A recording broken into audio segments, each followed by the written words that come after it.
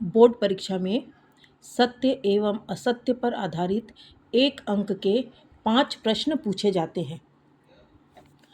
इस वीडियो में हम कुछ प्रश्नों को देखेंगे। पहला क्वेश्चन है, सावधि जमा खाता में ब्याज की केवल वार्षिक गणना की जाती है।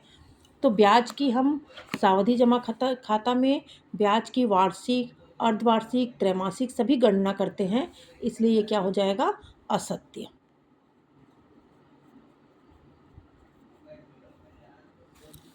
ये हमने लिख दिया असत्य। दूसरा हमारे पास है, यदि किसी घनाभ की लंबाई, चौड़ाई और ऊंचाई समान हो जाए तो वह घन हो जाएगा। तो हम जानते हैं कि घन में क्या होता है, लंबाई, चौड़ाई और ऊंचाई सभी समान होते हैं, तो ये क्या हो जाएगा, घन हो जाएगा, तो ये हो जाएगा सत्य। नेक्स्ट हमारे पास है, अर्धवृत्त के चाप के द्वारा परिधि पर बना कोण समकोण होता है। परिधि पर कितना कोण बनता है, 180 डिग्री बनता है, इसलिए क्या हो जाएगा, असत्य। नेक्स्ट होता है, 1090 - 60 का मान 1060 होता है। तो हम जानते हैं कि 1090 - 60 क्या हो जाता है, cot 60 होता है, और यहाँ कहा जा रहा है 1060 है, इसलिए ये क्या हो जाएगा, असत्य।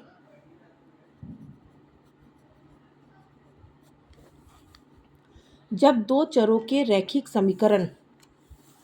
समीकरणों के आलेख दो समांतर रेखाएं होती है तब समीकरणों का कोई हल नहीं होगा। तो हम जानते हैं जब दो समांतर रेखा होगी तो कोई हल प्राप्त नहीं होगा, तो इस क्या होगा, अपन ये सत्य है। नेक्स्ट हमारे पास है, sine theta plus cos theta एक सर्वसमीका है।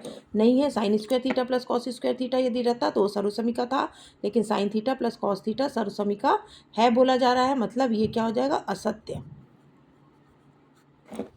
नेक्स्ट हमारे पास है, द्विघात समीकरण ax² + bx + c = 0 a is not equals to 0 में मूलों का गुणनफल -b/a, लेकिन मूलों का गुणनफल क्या होता है, c/a होता है, और इसमें -b/a होता है लिखा है, मतलब ये क्या हो जाएगा, असत्य।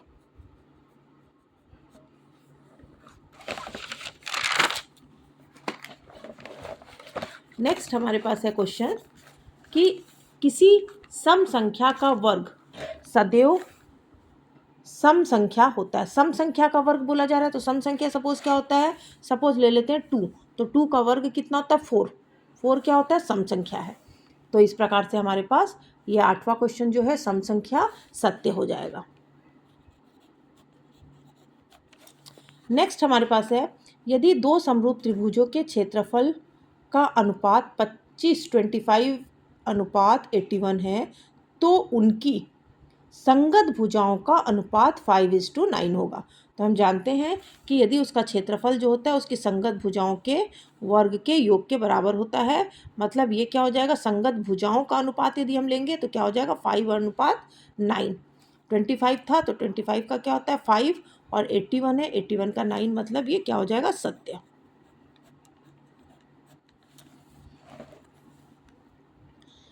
आकार बढ़ने के लिए स्केल गुणक 1 से बड़ा होना चाहिए, तो ये क्या हो जाएगा, सत्य। स्केल गुणक क्या होगा, बड़ा होना चाहिए, हमारे पास आ गया सत्य।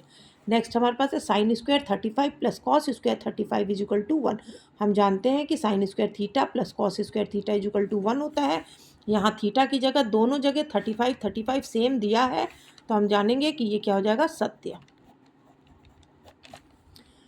दो समरूप त्रिभुजों के संगत कोण बराबर नहीं होते हैं। इसमें क्या पूछा जा रहा है, दो समरूप त्रिभुजों के संगत कोण जो है वो बराबर नहीं होते। समरूप त्रिभुजों में संगत कोण तो बराबर होते हैं, मतलब ये क्या हो जाएगा, असत्य।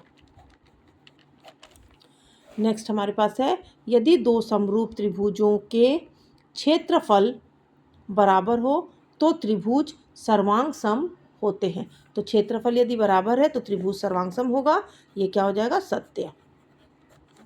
नेक्स्ट हमारे पास है, समानुपात में मध्य पदों का गुणनफल और उनके अंतिम पदों के गुणनफल के बराबर होता है। हम जानते हैं कि फर्स्ट और लास्ट का गुना होता है और बीच के दोनों का गुना होता है मध्य पदों का, मतलब ये क्या हो जाएगा, सत्य।